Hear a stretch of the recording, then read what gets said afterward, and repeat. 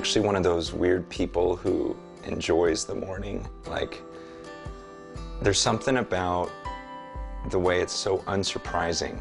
Like, the moment I leave the house, I have no idea what's going to happen, but every morning has this simplicity, this routine, this consistency about it.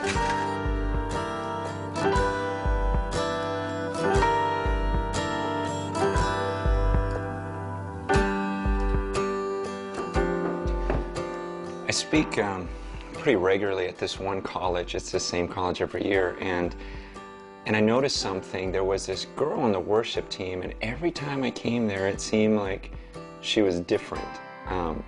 Not like in a fake different, but it seemed like even though she was just one of the singers on the worship team, she would get more passionate, it seemed, every week.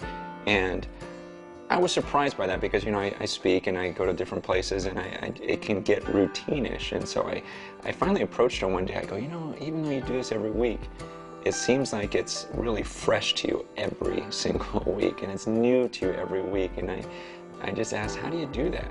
And she said something really interesting. She goes, when I have like a great time with the Lord and worship, I never say, God, give me what I experienced last week. Duplicate what you do it again, what you did last week. She goes, instead, I say to him, God, you are a creator, and would you create something new in my worship experience with you?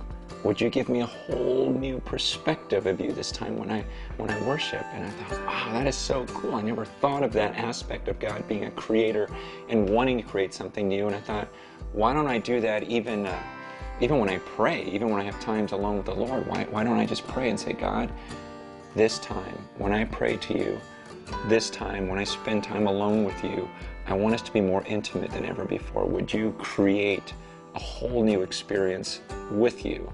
Would you expand my understanding of you? And it's pretty interesting. If we were to really do that and focus and put that type of effort into it, I just think, what would our relationships with God be like at the end of our lives?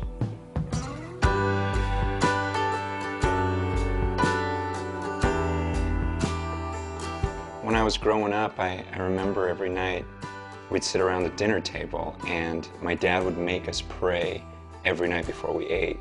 The crazy thing about it was we would pray the exact same prayer every night, like word for word, no variation. Either I would pray it or my brother would pray it or one of my sisters would pray it, but we would say word for word. And I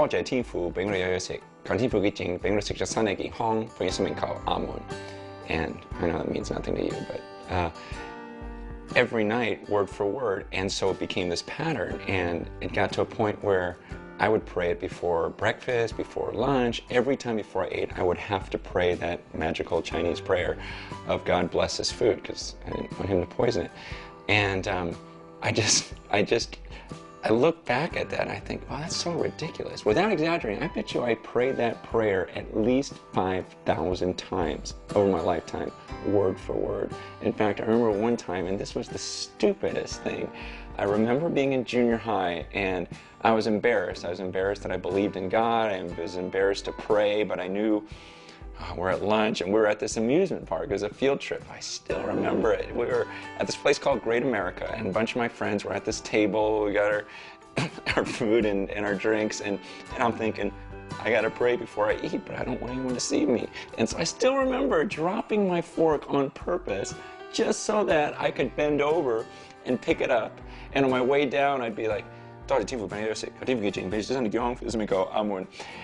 and no one would notice, and then I could eat my food. It's like, oh, good, it's blessed now. And you probably haven't done anything that stupid, but I think we all get into some sort of routine in our prayers to where it can become meaningless. Whether it's before meals or maybe you have a morning devotional time and you almost just sink into this prayer mode without thinking about what you're doing. And I think it hit me when I was in high school. One time I was at this kind of Christian retreat, and early in the morning I got up to pray and have my devotional time with God. And I remember sitting down, started to pray, started to read, and then I looked across the field and I saw the camp speaker, the guy that was giving all the messages that week. And he was across the field and he was praying and reading.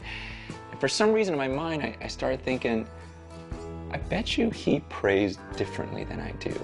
Because, you know, as a kid, you look up to these guys that are at the pulpit and you think, wow, he's the speaker, he's the pastor, he must have such an amazing relationship with God. So I thought to myself, I bet you he prays differently. I bet you he is so close to God when he prays. I bet you he really thinks that he's in the presence of God. And so I thought to myself, okay, I'm going to pray like that this time.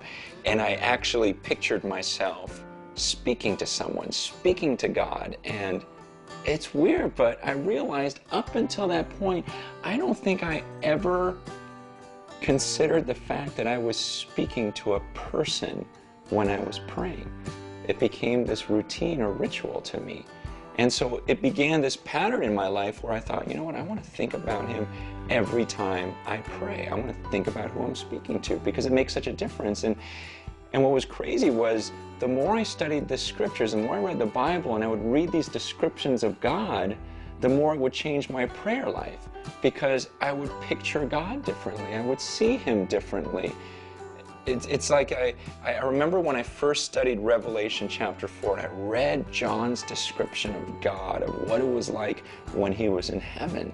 And he talks about how he saw this being sitting on this throne, but he said he's not like a normal flesh and blood person. He's like diamonds and rubies, and he's glowing, and there's lightning, and there's fire, and there's thunder, and there's 100 million angels, and so it was such a massive picture of God that after reading that passage, I remember closing my eyes and thinking, okay, I'm about to approach him. I'm about to come before him and speak to him. And so I'd close my eyes and I'd picture this being who's sitting on the throne and he's glowing with diamonds and rubies and he's this unapproachable light and there's lightning, thunder, fire, and angels all around.